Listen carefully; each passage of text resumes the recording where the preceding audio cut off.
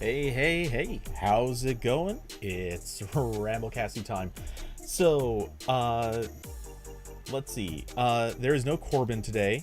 Turns out he forgot. That rat bastard totally spaced on me. It's okay. I'm not mad. But he is going to go check out some entertainment at the local cinema. It's funny. Sorry, I'm very mildly distracted by the fact that let's see, there's this random game server that I'm on, and I just literally said like, hey, I gotta go. I've started a live stream, and now like 3 different people suddenly pop up like, hey, what do you do? Like, what's the channel? Where are you at? We want to know. So I've been answering them, and that's why I'm getting a little bit later of a start than I intended to. Let's see. Curvy. Oh yeah, it's nearly midnight for Austin right now. Yeah, I know. That's, man, poor guy. I hope he doesn't, like, it being stuck quarantining somewhere is bad enough, but actually having the unfortunate issue of being sick, I hope he doesn't have to suffer the symptoms. That's all I'm saying. Let's see. I've got people asking me for the channel. Let's see. Does this show up? Is this the right link? Yeah. Okay.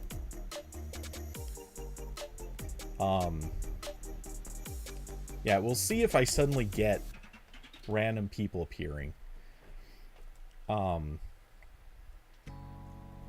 Anyway, so yeah, what was I gonna say? Oh, I am, yeah, I'm slightly distracted because of that, and I totally forgot to open up the list of topics. So, I don't have a lot of topics today, but I did at least pluck out 3 particular ones. So if anyone has anything they want to suggest for today, by all means, go ahead and throw those into the Discord channel, and I will look over them shortly.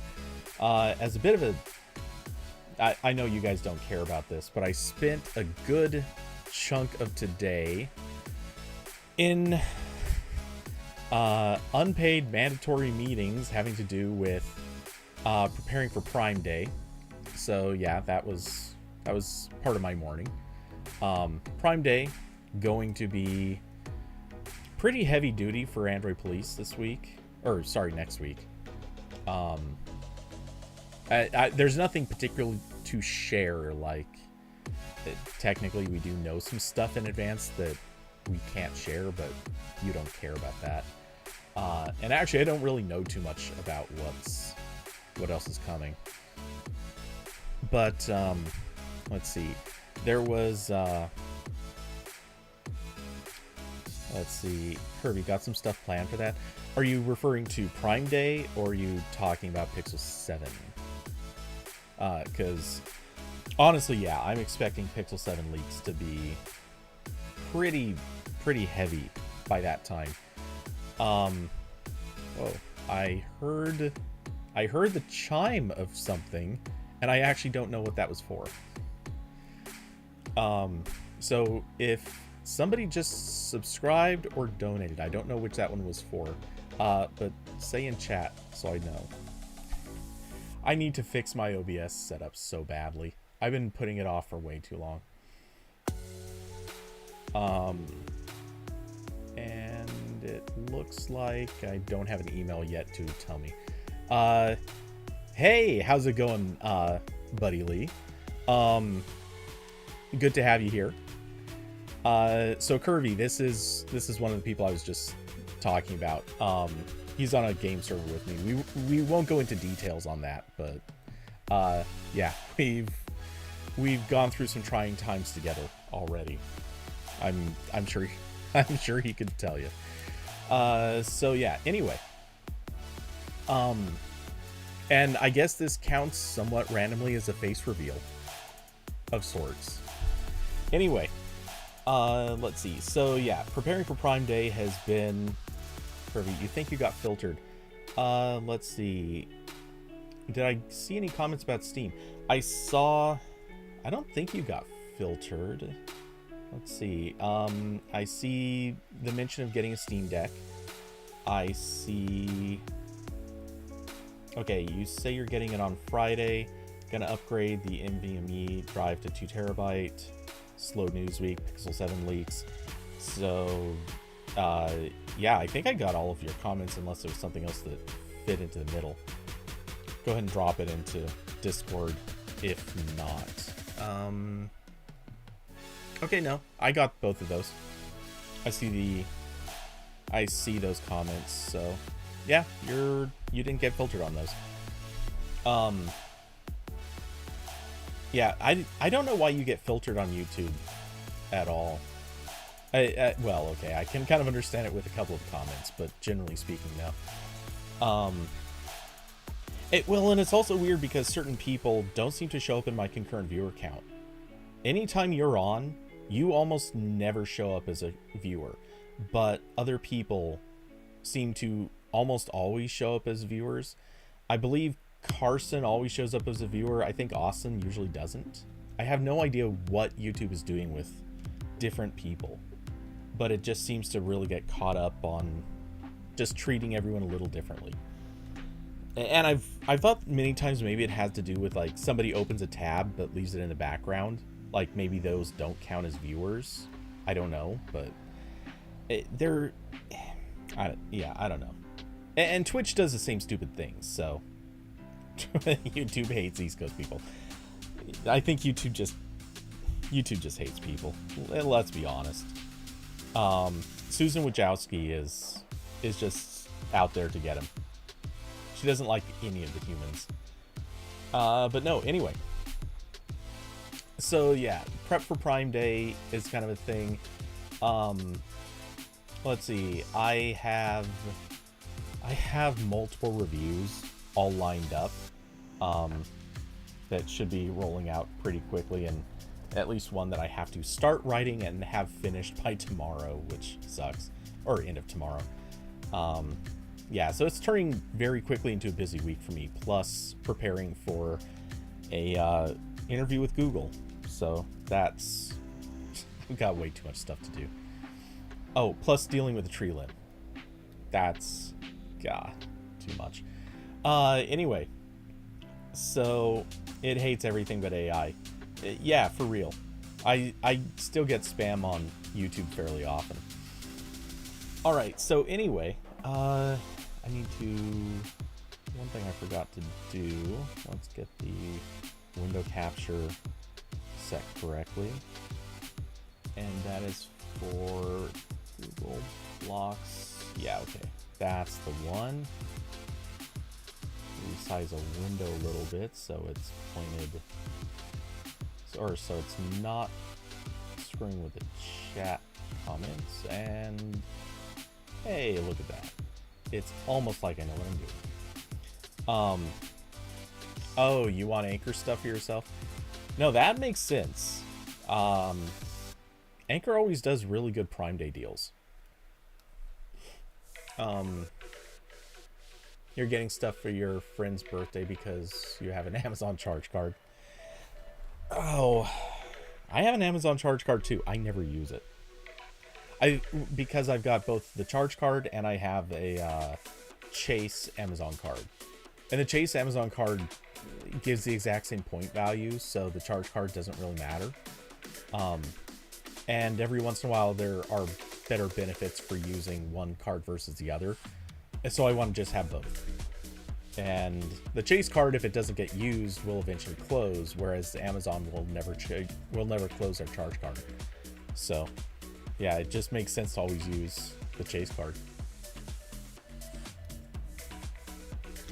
Anyway, so kind of, you know what? I'm going to take that as an opportunity for transition, just to hit the first of the topics that I have prepared. Again, if anyone would like to suggest topics, well, Curvy, you know how to do this. Just drop the topic into the RambleCast chat room. If Buddy Lee is still around, and I saw the concurrent viewer count drop, so he may have taken off. But if you're still around, down in the description there is an invite link to my Discord server. Feel free to drop tech-related topics in there, and yeah, I babble about them as if I know what I'm talking about. Let's see. You call any store-based credit card a charge card. When you say store-based, I mean, to me that's actually vague because it could mean two different things. There's the Amazon charge card, which is like, it is Amazon's card. Like it's technically offered through Synchrony, but I mean, it only works on Amazon. Then there's the Amazon Chase card, and that is, I mean, it's a regular credit card that just happens to have a bonus feature associated with Amazon. So to me, Charge Card is 100% like only works in one store. Whereas its primary reason is for store. Yeah, to me, it's I don't know. To me, Charge Card is specific to a store. It cannot be used elsewhere. Where credit card is, it's a credit card and it just happens to have perks. So yeah, you just generalize. Okay, anyway, so on the subject of payment, I think the inevitable has to be brought up. Google has blocked a popular chat app from or in South Korea. It's Kakao Talk. Actually, I don't know how that's pronounced. I've always said Kakao Talk, which would be correct if that was spelled using C's. I don't know if that's technically right for them. Anyway, so Google is blocking updates for Kakao Talk in South Korea because they've added third-party billing and did not add the support for billing the same items through Google Play. And this is technically, arguably, in violation of South Korea's more recent, they call it the anti-Google law, but in more general terms, it does apply also to Apple if Apple cared. But the law basically says that companies are allowed to have their own payment options, or to put in payment options that suit them. And I'm more or less okay with there being some restrictions on this kind of thing. Me personally, if I were writing a law, I would say it's okay for companies to say that you have to offer their payment option with the same buying options. I feel like that is actually a reasonable compromise, but they should have to allow a company to also choose their own payment methods if they so choose. Though, to be fair, I think it would not be unreasonable to also have restrictions, maybe blocking individual payment options if they've proven in the past to not be safe, secure, and otherwise trustworthy. I know that creates kind of a iffy ground, but let's be honest. If you've ever checked into, and Kirby, you might have had to do this. If you've ever seen, what's the name of it? Razor's payment system, currency, whatever you want to call it. It feels really, really cringy. It seems so wildly unsafe. And I actually had to use it a couple of years back just so I could pay for it. It was VPN service. Weirdly, there was a VPN service that offered a really decent deal using Razor's currency, which, don't ask me, I don't know. But in doing that, I got a good view of what their system was like, and it's bad. It makes you feel like you're being ripped off at every second of using it. But anyway, so getting back to this, Google, I think Google is probably playing with fire here, because they're only going to irritate South Korea more as they do this, and especially since they're doing this to one of South Korea's top apps. It's not a smart move. This feels like something that is just going to bite them in the ass. Curvy, you never buy a subscription service on a phone.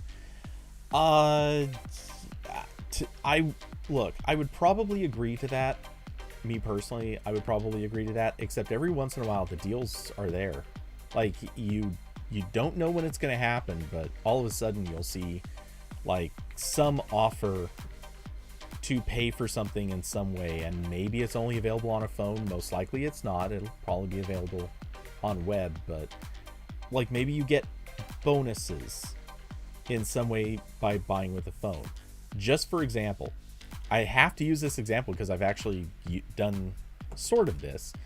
Back when I bought Cyberpunk 2077, I actually bought it on I initially bought it on the web, and then I reversed it when somebody reminded me if I buy it on my phone, then I would get Play Store credit out of it. So I bought it on the phone.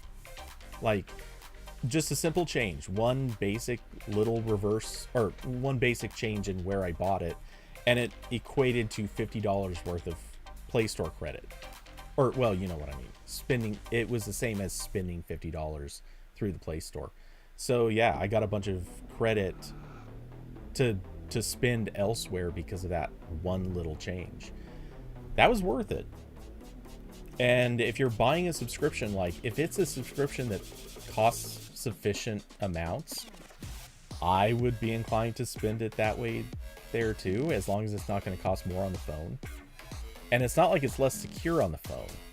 The only real catch to spending on the phone is you're probably giving more money to, say, Google or Apple if you were using an iPhone. And as a result, yeah, it kind of makes sense. You want to do everything on a phone.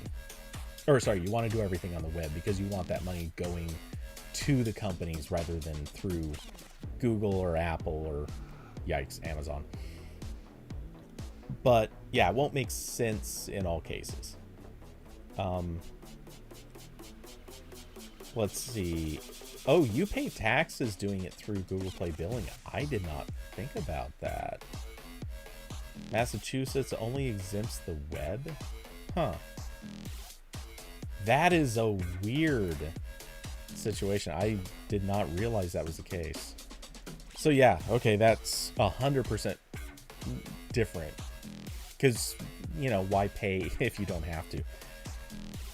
So, yeah, anyway, the fact that this news is taking place and it's hitting with, again, a very popular chat app in South Korea, I can't help but think that this is only going to sort of signal to people in the US that Google's going to do the same things here. And it's probably going to, because you know this legislation is eventually coming. There will be a time where Google is forced to allow third-party payment providers, just full stop. Like, they're just going to have to do it. And you gotta assume that any legislation that's focused on that is going to account for basically this scenario. Because they're screwing up in one country, it's going to screw them when they eventually try to do this in all countries. It's not a smart move, is what I'm saying. Let's see. You're gonna get dinner. Be right back. All right. Enjoy and be safe on the trip. Let's see. Which raises a question: who else is here? I admit I don't know if I'm talking to anyone right now. Let's see. Wow. Okay, so I planned on 3 topics and I just kind of killed that one.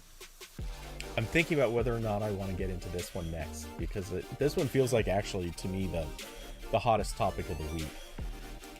So, because this has been, this is a terrible news week. Absolutely horrible week for news, because everything has been political and there's been absolutely like nothing of substance in tech. I tried looking at it. I could have easily missed a few things, but as far as I can tell, tech news is just absolutely empty this week. But according to, we'll call this a leak. I don't know how credible or reliable this is, but let's just pretend for sake of discussion that it is credible and reliable. According to this account, again, no idea if it's... I've never heard of this Walter Bloomberg account, but assuming for a second that it is true, apparently Apple is planning to release a new version of the Apple Watch that is, quote unquote, an extreme sports watch with a larger screen and metal case. Not much in the way of detail here. Larger screen, metal case. That leaves a lot of room for what it could look like, how it could be designed. I'm assuming it'll support the same bands and everything like that. But, oh geez, okay. Not related to anything, I just want to quickly set something aside to read later. Okay. Anyway, the things that immediately jump out at me about this, it actually doesn't make sense to me. It doesn't make sense to me for at least two reasons, and I might come up with a third in a moment. But the first is, for an extreme sports watch, what does that actually mean, and why would it be extreme sports? And to that, this raises a couple of key questions. So, well, where to start? Okay, actually, I'm going to back up a second and hit more kind of the why this product. Because Apple, if we're talking about like what is on brand for Apple, Apple is notoriously a fashion company. They're tech fashion. Extreme sports doesn't typically fall into that category. Usually these two do not go together, in fact. Not to say that plenty of extreme sports fans aren't iPhone users. Actually, I think the vast majority of them are. But I can't help but look at this and just think it is very off-brand for Apple to get into the extreme sports arena. This is the sort of thing where they don't... they've never really done sports. Obviously, they're leaning into workout or products oriented towards people working out, but we always see it framed in the sense of like yoga. We see it framed in the sense of Peloton. We see it framed in the sense of like gym members, not people out snowboarding. So just from a brand and sort of presentation perspective, I'm curious how that's gonna play. This doesn't seem like Apple's group.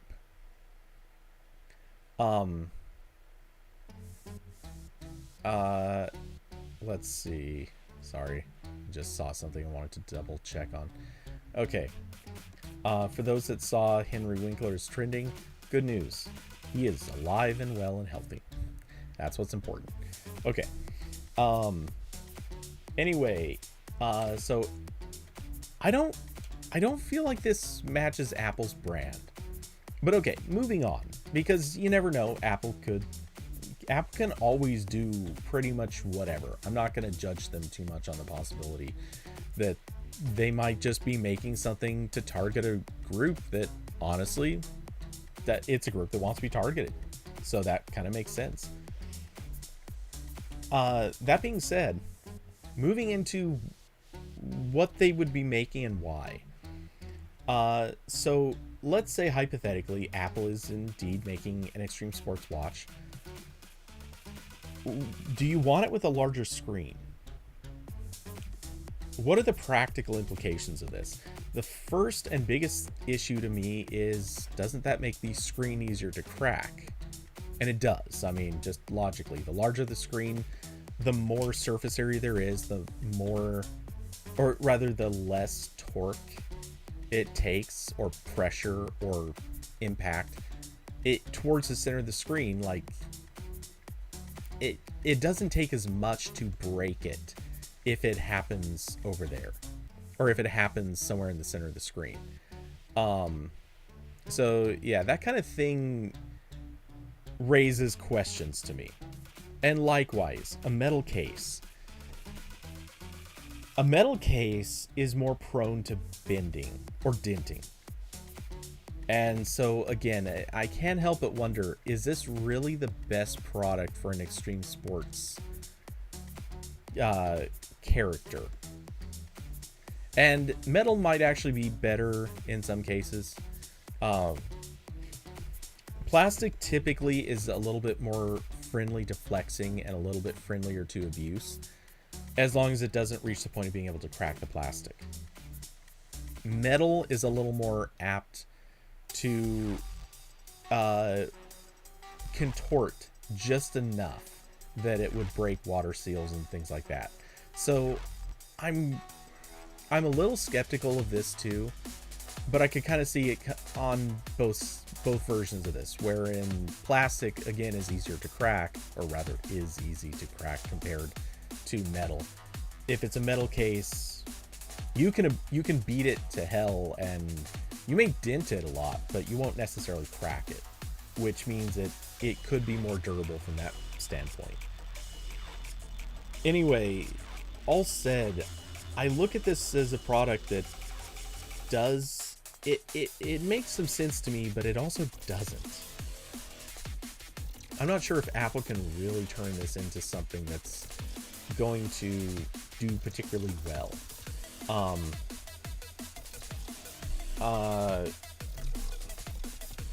Man, I should not be paying any attention to the trending topics over there, but I just keep seeing things that I kind of want to go skim over later to see how much stupidity there is in the world.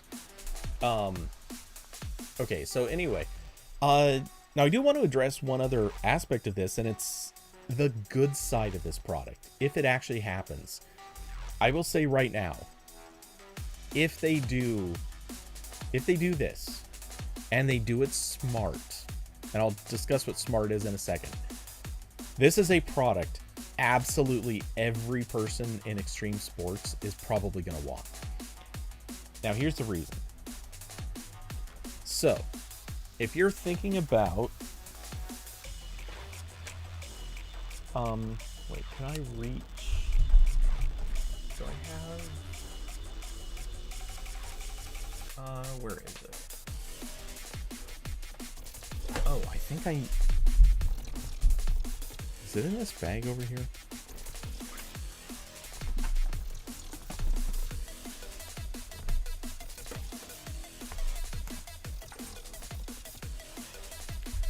I am fishing around for... Ah, it is in here. Hooray. Can't get it out of this little pocket it's in. Okay. Oh, wait, wrong.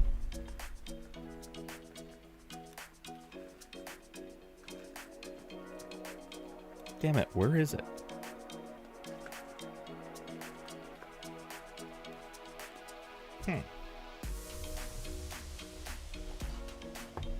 I'm not sure where it's at. That is not ideal. Okay. Oh, here it is. It was way more accessible than I thought it was. I didn't have to go digging in a bag at all. Okay. Let's switch back to if I can find OBS. Okay, so now a larger screen has one particularly massive advantage. It's easier to see. Not exactly a big revelation there, I know. So if anyone has ever tried using their watch as a remote camera control, and that probably doesn't sound like the most common thing, but we'll get to that in a moment. If you've ever tried doing that, you know that screen is tiny. I mean, you know, it's enough Is this not charged? How are both my watches not charged? But for example, we have this is the Fossil Gen. Wait, is this Gen 5 or Gen 6? Now I don't even remember. I reviewed this watch and I don't even remember what it is. Anyway, I think it's a Gen 6. Anyway, this is one of the larger screens you can get, and you know, it's enough that you can kind of get a sense of what you're looking at, but it's not great. It's not good. You can't tell in the watch screen if you've got focus. You can't tell what it is you're looking at. If by some chance something is projecting settings, you can't do much with them. You can't change them. You probably can't really read them. So it's not an ideal screen for that. And I'm not saying that Apple's Extreme Sports Watch is going to be any better, even if it is a larger screen. Like, it'll technically be better, but it won't necessarily give you much to look at. But adding even a millimeter or two to that screen size could make enough of a difference to matter. Now, if you're thinking, why would any extreme sports person do this? It's because of something like this. Yeah, there we go. Catch the light. This is the DJI Action 2. This right here that I'm holding, it is the whole camera. It is a video camera. It is an action camera. This is waterproof to 30 meters. Maybe it's only 10 meters. I don't remember for sure. It is a pretty beastly little camera. I believe on its own, it can do something like an hour of recording. Maybe it's only, it might be a little less. It might be like 45 minutes, but still, that's a lot of record time. It actually is on this side. This is a camera, and you flip it over, and this is a screen. In fact, let's see. So I hit the button. Is it? Okay. So, yeah. If I do this, you can actually see what's on the screen as I tilt around. And it is very much a stabilized image that it actually shoots in 4K 30 or 60. I forget. I think I could check all this stuff right now. I'm just too lazy. But it is a killer little camera. And like all of DJI's little killer action cameras, this is something you can connect your phone to. But what if you could also connect your watch to it? So, in other words, imagine having this thing located wherever, and instead of pulling out your phone and screwing with that, you can just see what it's showing you on a watch. Now, this would obviously require convincing DJI to actually make a Apple Watch app. I don't know that they care enough to do something like that. But if they did it, that's huge. And obviously they would want to do it with a GoPro. They'd want to do it with Insta360. Basically any of the companies that do this kind of stuff. It just makes sense. They would absolutely do that. It honestly would be a hit. And it's the kind of thing that would make Apple massively successful among extreme sports. I don't want to say performers. People who are into extreme sports. We'll just use that way of saying it. So, man, I get the weirdest emails. LinkedIn, stop emailing me.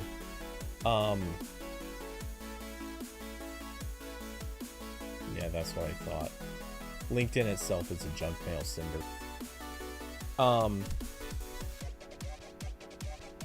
So anyway, yeah, my basic point is, as much as I don't think that this is this is necessarily a product Apple is actually going to come out with.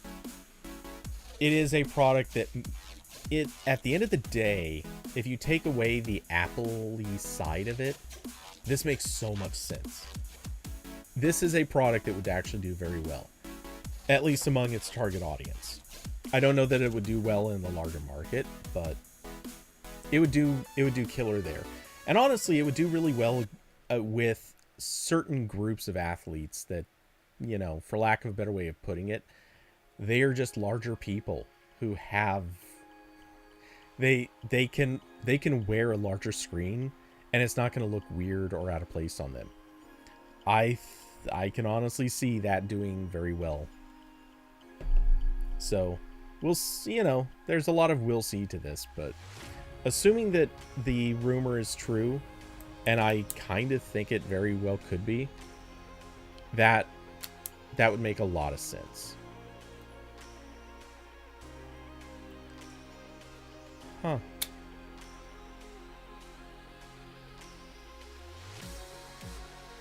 What the hell is...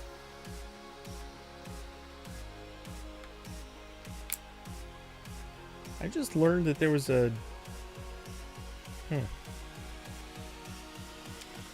I've never realized this before, but you can actually magnetically link all three of the modules, or actually basically any of the Action 2 modules together in a chain.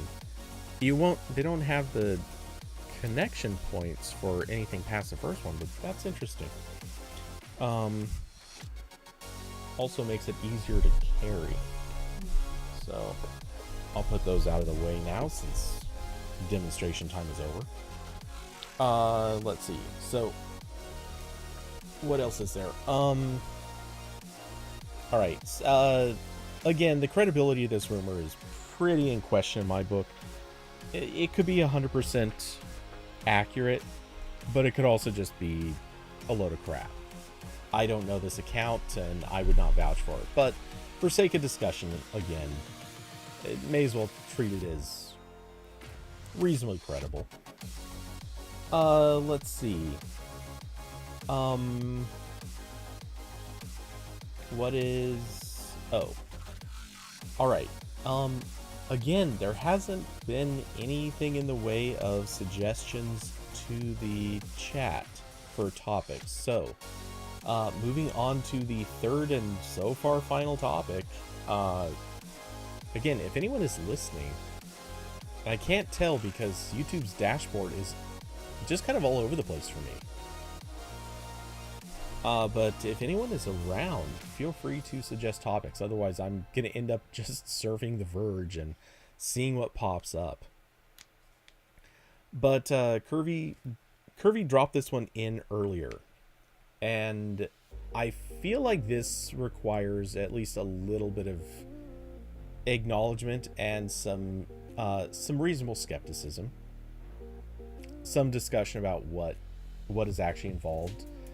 And that is this story about U.S. carriers maybe asking or planning to put ads right onto the Android lock screen and would theoretically be using a company called Glance.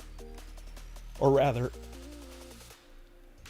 a product/service called Glance. Or wait, is a company? I thought the company, yeah. Oh, okay. Sorry, the company is Glance, but it's part of a larger umbrella called InMobi Group. So let's, yeah, there we go.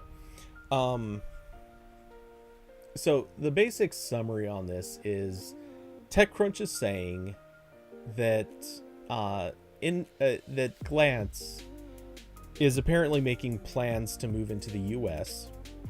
For those that don't know, Glance, and they made news a while back for obvious reasons. They made news because they were, in fact, putting lock screens or ads on lock screens, and it was basically a way to subsidize phones. This this worked well in certain markets, particularly like India, certain parts of Asia. Basically, markets where phones, or rather, where a lot of customers didn't have the money to afford higher end phones. And when I say higher end, we're really talking more like mid-range phones.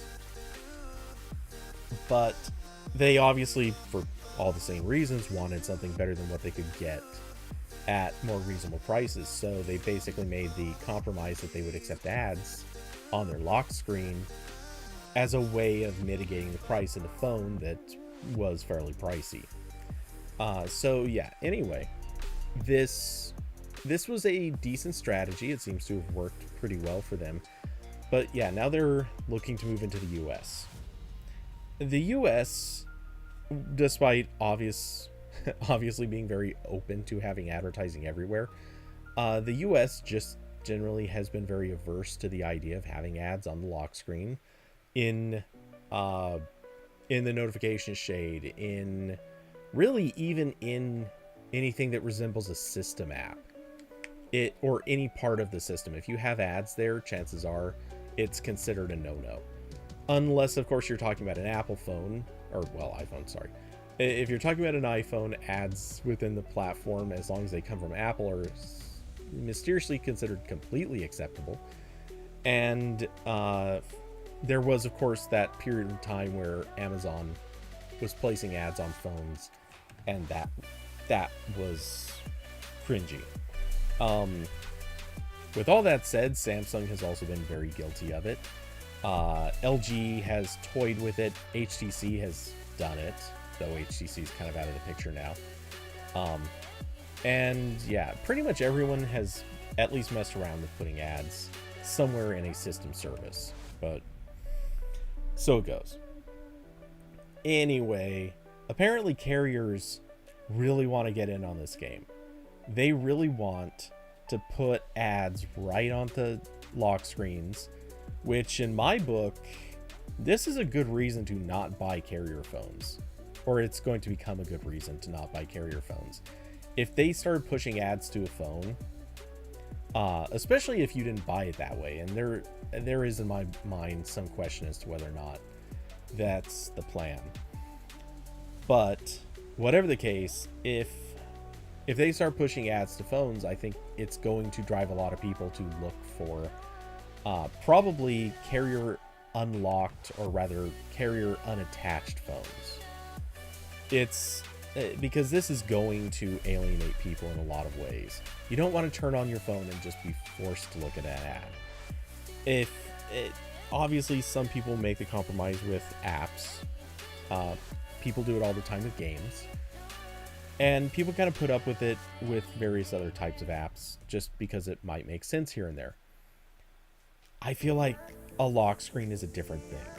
This is a place that it's not like it has any sort of special sanctity. It is not the one place you should be impervious to ads, but rather it seems like the one place where it's just going to be very unpopular. And I think it's going to turn off a lot of people.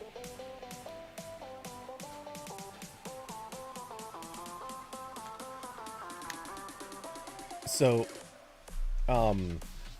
do I think this is going to happen? Yeah, 100%. I think it's actually a long time coming.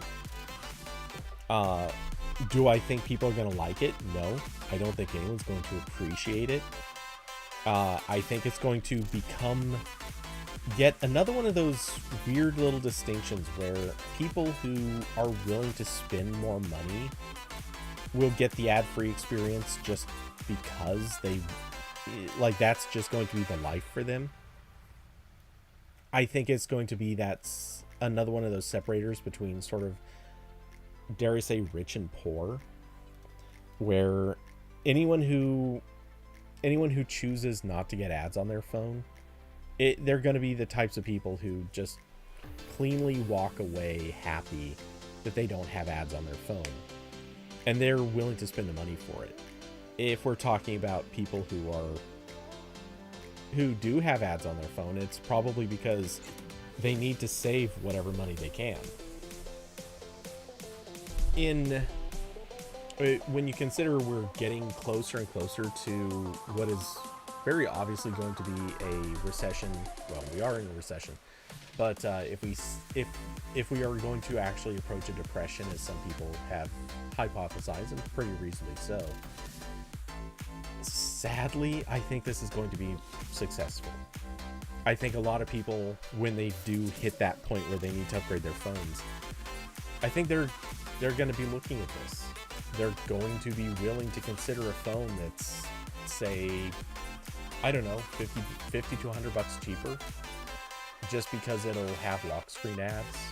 Like, that is, you can't ask for more prime location than lock screen ads. It is the place where everyone is going to be competing. So, yeah, I'm not a fan of this. I don't want to see this happen, but I think it is an inevitability. Unfortunately, I think it is pretty much bound to happen. So yeah, with some luck, this won't be widespread. I have a feeling, because let's see, I don't think TechCrunch went into it because 9to5 didn't mention anything either. But I have a feeling this probably doesn't really mention which carriers, or if it's for prepaid phones versus postpaid. But yeah, I would not rule out the possibility that this is more of a prepaid thing, especially because a lot of prepaid phones are kind of poorly priced for their audience. And to that, what I mean is, chances are, if you're buying a prepaid phone, it's because you either don't want to or can't afford the subscription, like the monthly service fees that come with fully postpaid phones. So as a result, it makes a lot more sense to buy a prepaid phone, get your like monthly prepaid service, and just sort of pay as you go. It's just a more accessible pricing plan.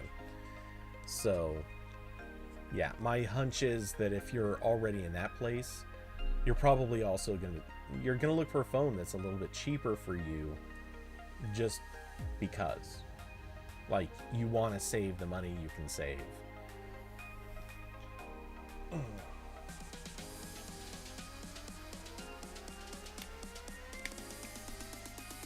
All right.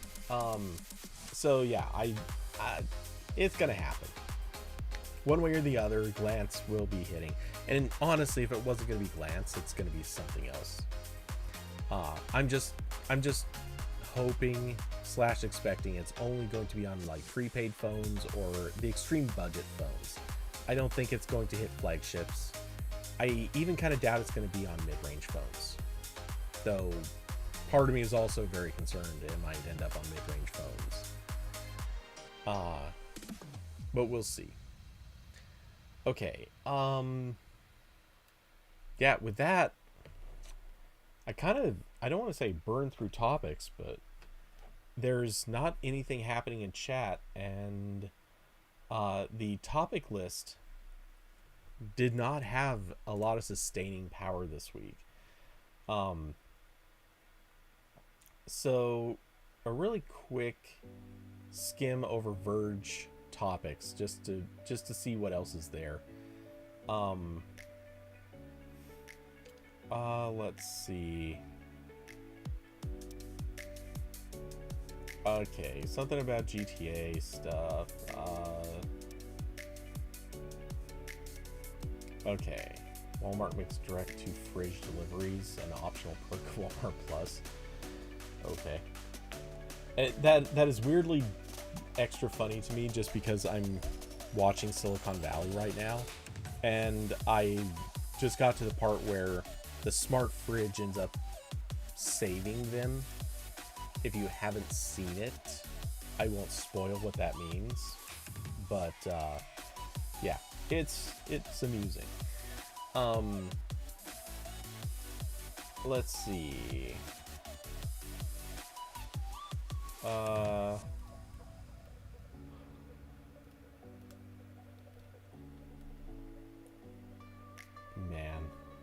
Yeah, their topic list is not better.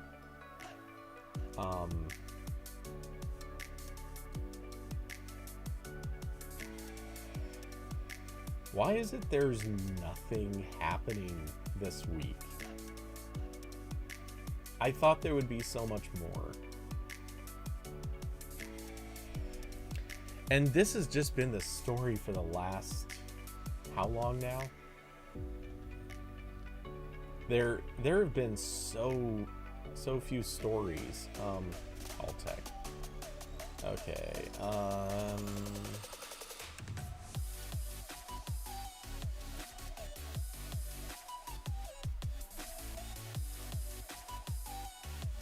Yeah, I'm running out of, or I'm pretty close to out of things to say. So while I kind of skim this and read very slowly, may as well hop over. I am working on a review for the Amazon Echo Dot. Now it's kind of funny to be working on a review for this because it's actually a product that's been out for over a year. Actually, we're closing in on 2 years since it came out. But you know, it is what it is. Sometimes that's kind of the world we live in. Let's see, I have some of my notes. Let me find the tab they're on. Here we go. So this is the first Amazon Echo device that I've used in a few years. I actually had one of the taps. Well, I still have it, now that I think about it. It is within close reach. The Echo Tap. This was the battery-powered portable speaker. This one has not been powered on in so freaking long. It's ridiculous. I just have had no use for it. But yeah, so I've had the Tap forever. Battery powered. It does work with Alexa, though it technically was missing a few features. But yeah, so using the Dot now, or this is the 4th gen Echo Dot. It's all right. I've got some specific problems with it, and my review I think is going to sound actually very negative because the good things I have to say about it are really kind of everybody is at this level, so it's not really that special. And then I have a lot of observations that are just kind of all negative, and it's going to sound overall pretty bad. I actually don't think it is that bad. It's just I don't see a reason for buying it. Not when there are better options out there. I'll get to that in a second. But so my not so great interpretation begins with the setup process. Like, you set this up and there is some tedium to it. It's not bad. It doesn't take too long, and it makes you jump through basically the same hoops anybody else does. Just whether or not you've already jumped through those hoops might be in a different thing. But more overall, it's not, the setup process is easy enough. But where I start getting bothered was the point at which you have actually got it set up. And it starts by taking you through what is basically a sort of a voice prompt, like how to ask questions, or sort of practicing asking questions. And the first thing that it asks you to do, let's see, double checking it.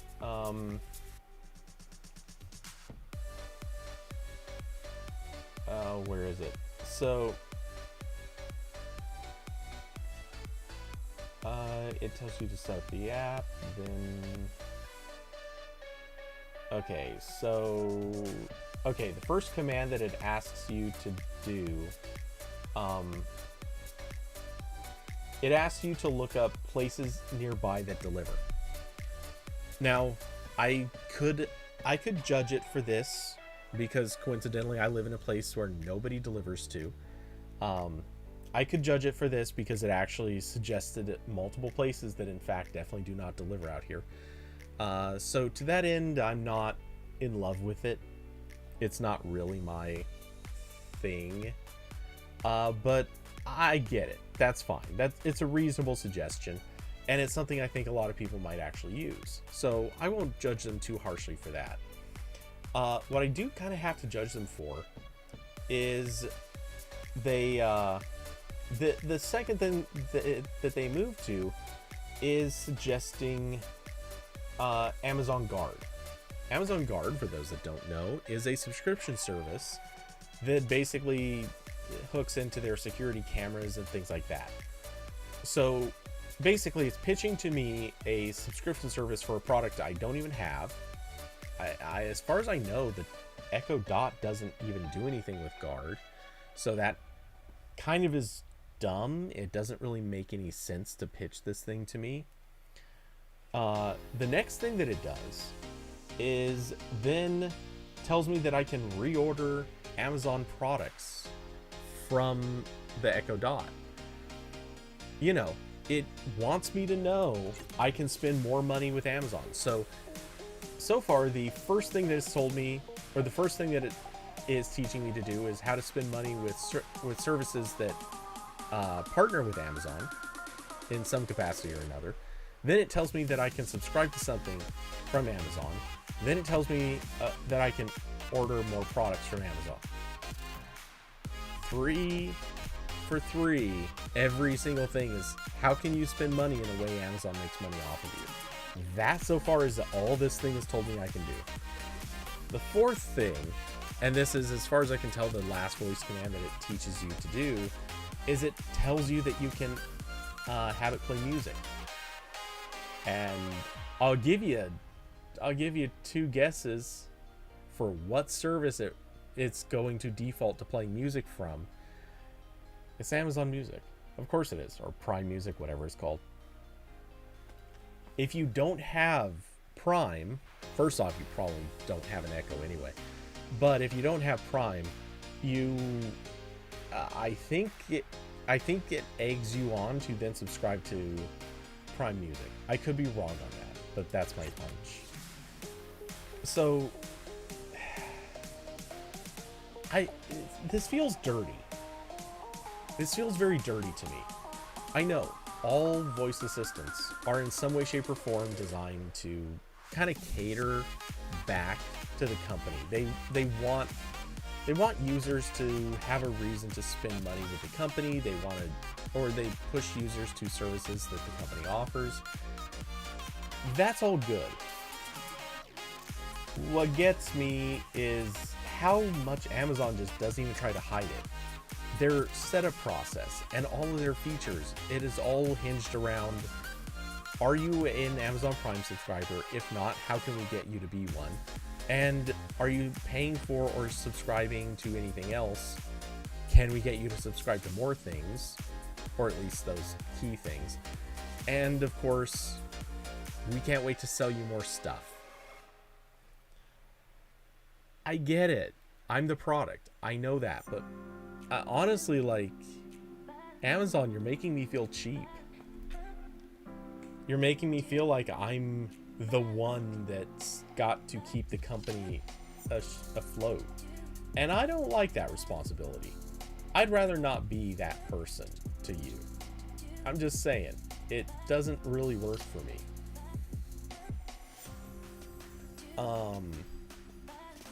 So yeah, anyway. There was that. Oh yeah. How does it stack up against Google Assistant? This bothered me a lot. This was one of those subjects, it just got to me. Because as I was trying to use it, there were things like I admit, I don't know if Google Assistant will do this particular thing, but I asked what the weather was going to be like on 2 nights in a row. So I asked, what's the weather going to be like on Saturday and Sunday? And it proceeded to tell me, I think it just told me I know it only told me one day's weather, but I'm not sure if it actually told me which day it was. I need to retest that. But I couldn't just get an answer for 2 days. I want an answer for 2 days. I shouldn't have to ask for 1 day and then wait for it to tell me and then ask for a second day.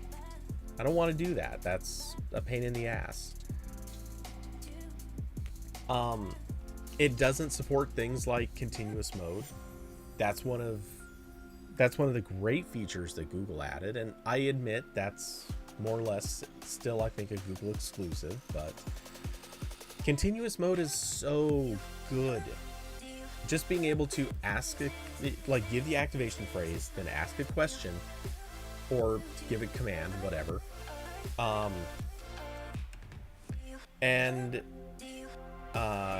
Oh hey, Kirby, you're back. Oh, you're waiting for a table at Korean barbecue place? It's packed. Huh, interesting.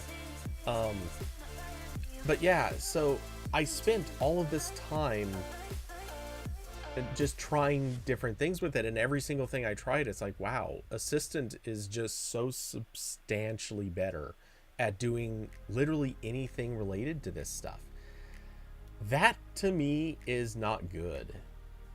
It feels weirdly broken, and all of this was really like brought to a point when I realized I can't just yell stop. That's one of the things that works with Google.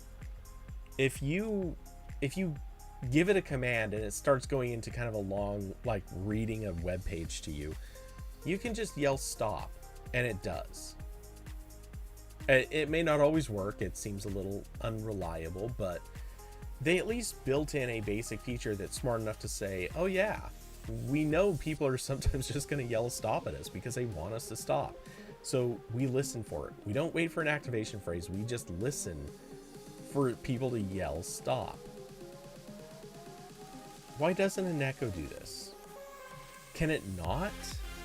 Is that it? Like, is it just incapable of this? I don't understand. Amazon has failed in this regard. There's so much missing, and it might be a little unfair because obviously there's always going to be somebody in the front, there's always going to be someone in the back, and it kind of feels like Amazon is in the back right now. Kirby, no, I actually have not seen anything from Carson or David yet. And, well, I didn't really expect Austin to be dropping in, but you never know. So yeah, I'm not sure if anyone's been listening or not. The YouTube dashboard is just not showing me a damn thing.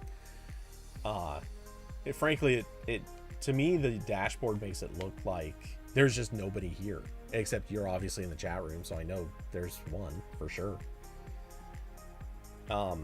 Which not that this really matters right now, but it does annoy the crap out of me. That also means that if monetization time comes, YouTube 100% is not giving me time credit for having you and a couple of other people here watching. So I don't have the subscribers to monetize this channel, but if I did, I would get screwed on time. So yeah, a little annoyed. You have one on your phone? Yeah, that's probably you. I don't know why. I mean, I don't know why I don't see anything above 0 right now. Hell, I could show you my chart. Like, let's see. Let's transition. I'll drag this in here. And well, yeah, you can see it. So yeah, concurrent viewers, it just shows 0. You can see down here the chart for view count. It shows 0. Here's back at this point. I'm pretty sure this was Buddy Lee who was on. So yeah, I don't know what's up with that. They break their own system all the time.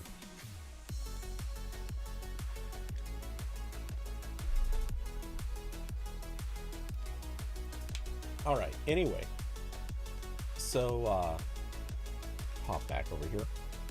So anyway, the Echo Dot. Let's see. Be back. Okay, so you're out. And Kirby does bring up a point of, does Google make you spend money on Nest? As far as I'm aware, Google never suggests Nest subscriptions unless you actually have a Nest product. And I believe they don't really push Nest products that hard. Obviously, like, if you visit the store, you see Nest products mentioned. If you visit various other places, there's going to be mentions of this stuff. Like, that's not weird. But they don't force it on you quite... Well, they don't try to jam it in your face the same way Amazon does. And, yeah, that kills me. Absolutely just... It's a sign that Amazon is just really working its ass off to try to push product on you, whether you want it or not. Let's see. What else was there? Oh, yeah. Okay, this was a minor observation, but it did strike me as odd. I was hearing breaks in the audio with the Echo Dot. So I know that their audio is generated at the server. It records your audio, sends it back to their server. They process it, generate their audio response, and send it back to you. And it's quick. It works very efficiently. I'll give them that. The problem is, I'm getting breaks in the audio. It doesn't happen a lot. It's relatively quick, and it's almost always at the very beginning. But like, without any downloads running, without anything eating up my bandwidth, I can give a command and I'll see it think for a moment, and when it starts the response, it'll play for a second or two, and then there's a break. Like, there's maybe a quarter-second pause, and I can't help but look at that and wonder why. Shouldn't there be some explanation for why it's suddenly stopping? I don't know. Something just doesn't seem right there. So yeah, they need to fix this. They need to make it better.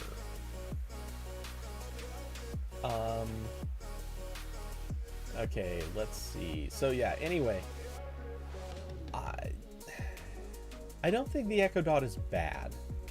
What strikes me about it is it's actually a relatively well implemented product. It's just Google Assistant is better. In any appreciable way, Google Assistant is just vastly superior. The technology is far better. It sounds better. It honestly, I think the design and look way better. Just every single thing about Google's Assistant devices, it's just better. And so I don't understand, or rather I can't really come up with a good reason why anyone should buy an Echo Dot. Maybe there's going to be a price advantage, and obviously with Prime Day coming, there will be, for at least that much of a day, or rather, for a couple of days, there will be a great price on an Echo Dot. But outside of that, I honestly can't imagine a world in which I would recommend somebody getting that over something that runs Google Assistant, with the notable exception that price is going to be good. And if there's somebody out there that is looking at the Dot and saying, oh yeah, I absolutely have to have a thing that runs on Amazon services for some particular reason. If it's about reordering, okay. If it's about having something that can be kind of hacked to work a certain way, all right, I get it. I don't necessarily agree, but I get it.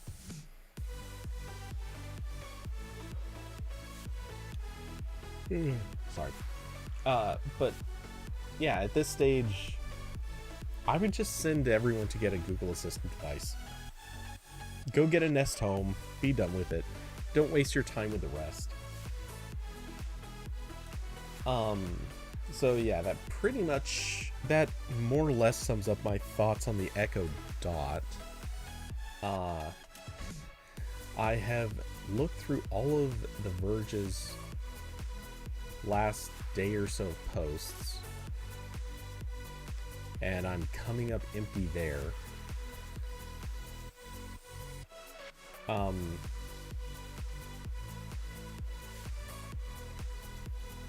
Yeah, so I hate to say it, but I have really got no. This is rare. Normally, I have at least a little bit of an easier time coming up with topic ideas, but I am kind of drawing a blank here, and no one is hopping on. Which, well, outside of Curvy, who thank you for having come by, but I don't have much else to add at this stage.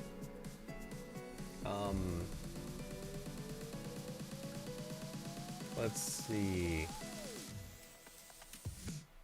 So yeah, I'm just skimming through these topics, and man, it is a whole lot of really dull stuff.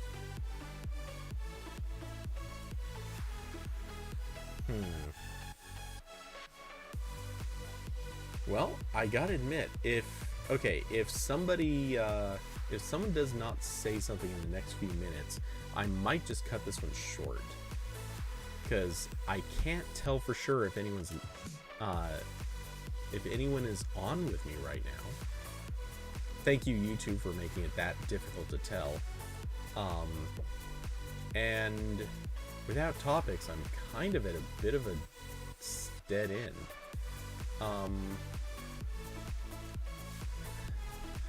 Oh no, The Verge is doing the thing.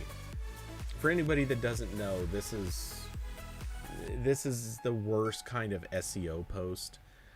It's the sites have decided that they're going to do this thing. Basically, it's a way for them to gain what is effectively respect by a search engine for a specific topic. So the idea is they post something that's sort of searchable and key and specific to a question someone might ask on a search engine. And for one, they're hoping people will actually just come and look at that topic, but for two, they also want to show that they are credible sources of information on a particular topic by having as many posts about it as possible. And in this particular example, The Verge is doing the how to delete your Instagram account. Guys, you don't need to do this stuff. This is hokey. I hate these posts. In theory, they should probably never actually hit the newsfeed. It's considered bad form to show them on your newsfeed, but some sites do it. Some sites are a little better than others, and they either don't do these at all, or more often than not they do them, but they hide them somewhere at the back, so to speak. Like they put them on like page 3 or 4 automatically, so they hit publishing time, they don't go out to socials or the main page on their own site. Instead, they end up going out to like page 2 or 3 when the time comes.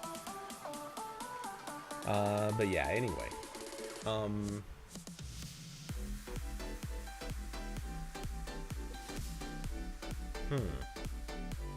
Man, I'm 2 pages deep on the text section of The Verge, and I still haven't really found any topics worth hitting. Okay, I have not seen anything mentioned in Discord or on YouTube chat, so I'm kind of thinking, I'm a little suspicious that this might mean that people are just really occupied with their own stuff this week. Let's see, so I think at a bare minimum I'm going to start doing the quick rundown for the end of the show, and we'll see if anything happens between now and then. Okay, so first up is Prime Day?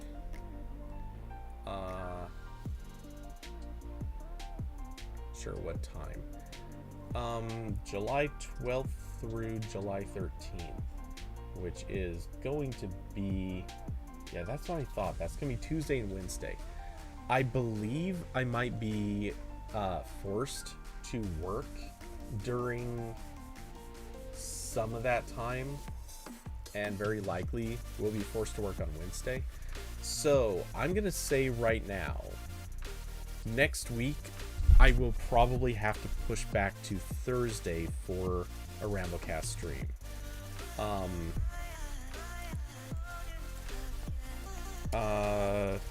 In all likelihood, RambleCast will be Thursday next week if I'm forced to work on Wednesday. Okay, just figured I'd mention that in RambleCast chat now. What else is there? Oh, and then gaming this weekend. Oh man, I really did not think much about that. I'm gonna have to dig up a good game to play, because Fall Guys is great, but it hits its limits. I don't know what would be a good replacement for it, or rather a good filler. I might do another exploration of Stadia, kind of dig around and see what stuff is fun to play, kind of get the last little bit out of it, since I only have Stadia Pro through sometime next month. Actually, I guess I can look that up. How much longer am I going to have on Stadia? No, wrong page.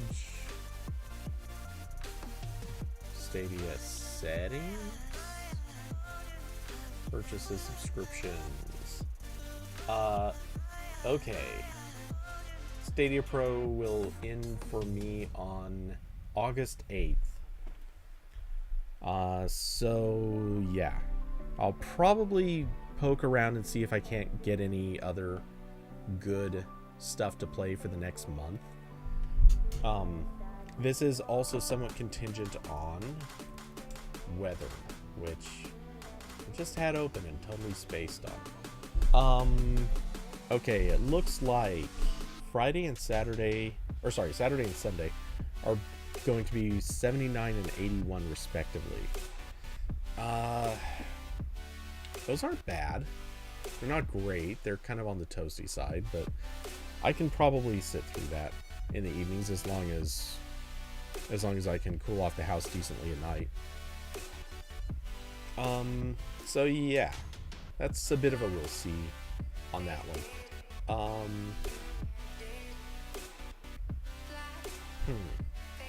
Okay, so I'll have to figure out a game and figure out actually whether or not the weather will be good enough, or not so hot that I cannot realistically sit in here. Okay, well, with that, it is early for when I would normally close up, but a lack of topics and at least from appearances, a lack of viewers at the moment, I'm going to call it an end for today. And that's probably good because I can go do work. Work is unfortunately important right now. I want to knock out this Echo Dot review for tomorrow. It won't be posted tomorrow. It'll probably be posted on Friday or Saturday. But yeah, I want to get this knocked out now. That way I can have time to work on it and clear things up. Or get some other stuff done a little bit earlier. Because I have some deals to write. I have another review to get started on. Tomorrow is going to add more to that list. I'm not looking forward to it. But anyway, with that, thanks everyone for coming by, listening, watching. If you're catching up later, by all means, come back, catch me live if you can. If not, leave comments. Let me know that you're checking it out and enjoying the show. And of course, as always,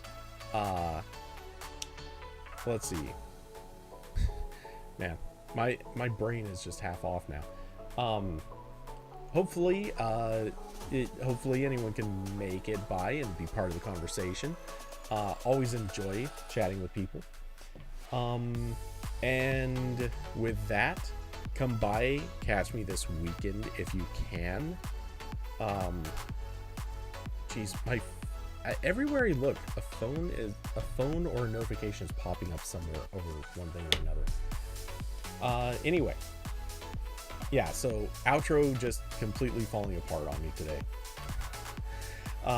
So with that, thanks everyone for coming by, hanging out, being part of the chat. I will be back this weekend, pretty likely, and if not, the next time you'll see me is probably going to be Thursday. That way, Prime Day will go by, I'll be able to work it, and then Thursday we will have our conversation, which probably is going to be about as newsworthy of a week as this week was. Which, of course, that's how it would just go. But with that, thanks all for coming by, and I'll see you in the next one. Good night, everybody.